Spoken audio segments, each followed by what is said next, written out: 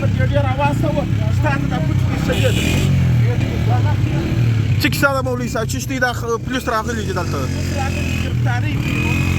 پرون ما دا په بیان کې وویل چې والله که نه زموږ دا جامه پاتې شي په دې ښار کې نه والله که سپینه لنګوټه پاتې شي نه والله که دلته یو سیاسي ګزاره وکړي صرف وجه دا ده زموږ د بې اتفاقۍ وجه نن راځي دی د سمیې زهیر پورته کوي سبا به ما پورته کوي کوم بل ډېر ډېر دي کوم دا نهله ډیسي د سپي زوی ته موږ دا وایو چې بې ننګه بې غیرته ښار خو دې لوټ کړي نن یو ټرافیک والا ګرځي په دا ښار کې عزت والا بې عزته کوي بیړۍ والا مه پرېږده خوار و غریب مه پرېږده دلته که څونه مردارخور وي هلته به ښه سړی موږ ډیسي ته دا وایو د دا ویډیو په توسط باندې چې نن خو دې خلک راستولي وو والله که بیا په دا وردی کې درشي دا ستا د ټوپک سره درشي دا موږ تا ته په اخلاقو باندې وایو اول مې ویلي دي چې غل یې دا کوی یې چغلخوره یې بېناموسه یې اوس هم دا درته وایو بیا ګر سره ته څوک یې چې ماته پلوس والا ته څوک یې چې ماته درېږې ته ماته ودرېدې وا درځه زما ستا سره په تانه کې کار زه درته وایم خیر زه دا هم ولاړ یم وا په تا پسې پایار دي زه درته وایم ماته زما کاغذ راښکاره کړه په ما پسې پایاره چشتي